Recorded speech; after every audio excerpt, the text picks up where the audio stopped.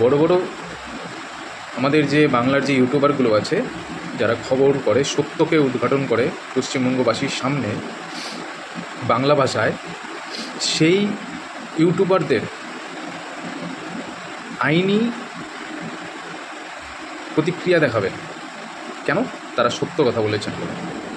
যেমন আরামবাগ টিভি আছে,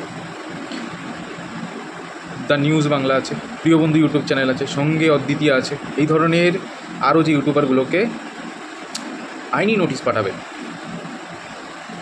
কারণ তাদের শির দ্বারা শক্ত বলে, তারা মমতা বন্দ্যোপাধ্যায়ের গুণগান করেনি বলে।